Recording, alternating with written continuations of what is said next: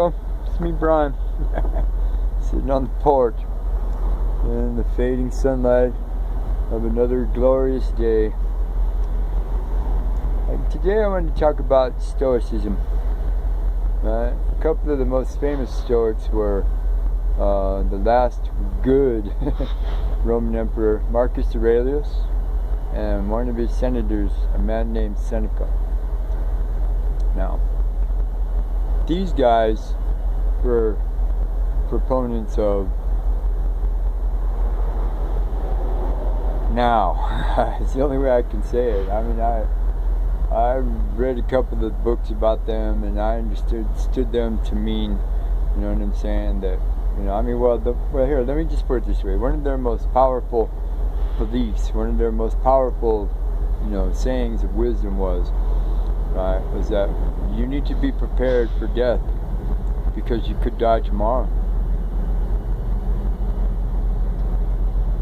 This is true.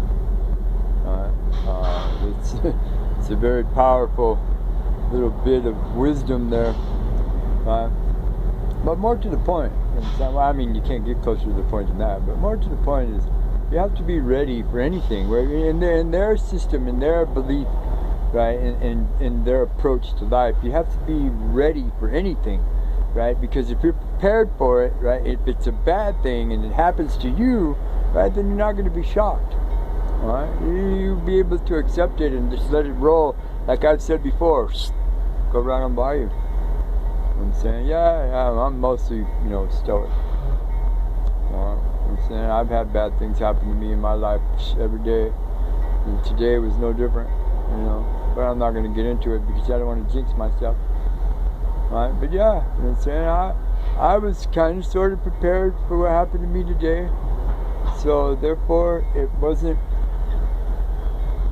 as bad of a shock as it could have been.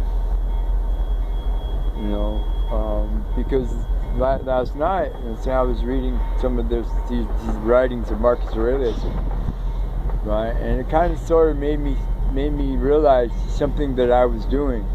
Right, I was putting pressure on Margaret for no apparent reason other than I wanted it to be my way. And very rarely do I give my way. Everybody always says I do, but when you look out through my two eyes, very rarely do I give my way. And so I was prepared for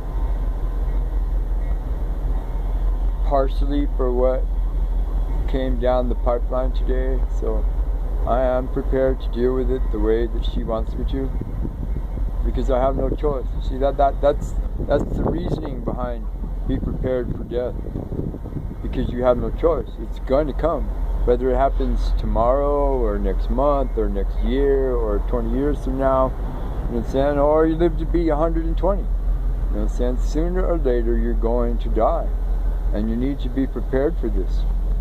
And what happens?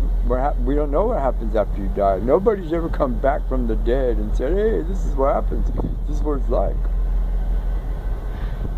No one has, not yet anyway. And I don't believe the story of Lazarus. So, what's some other of their famous sayings? Well, some of their approach to life is that you should be happy with what you have now. Be happy with what you have, and I am. I am extremely happy with what I have.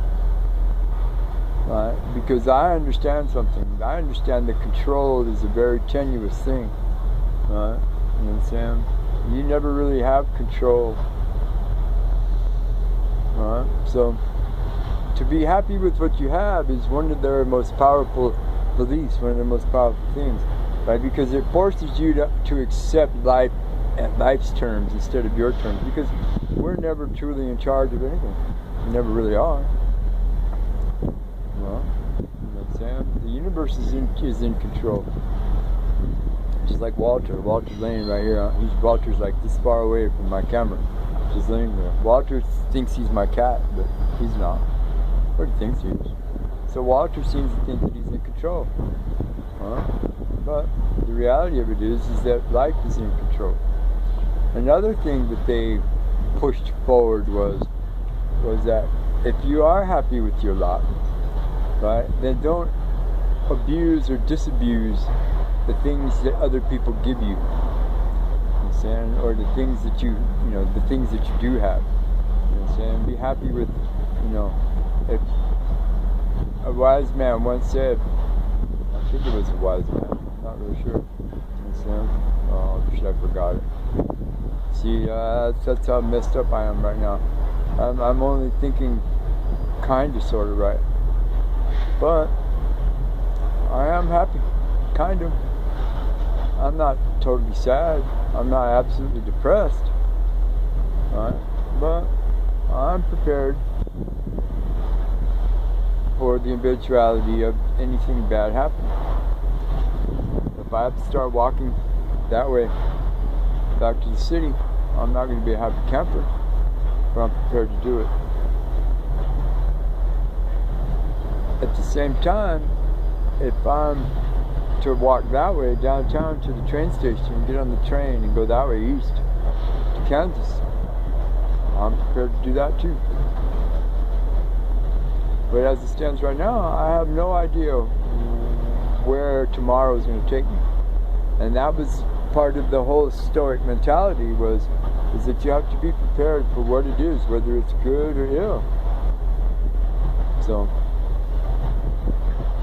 this is me, Brian, sitting on the porch, preparing myself. I know she loves me. She's just at a place right now where she can't deal with me because she has too much to deal with now, where she is.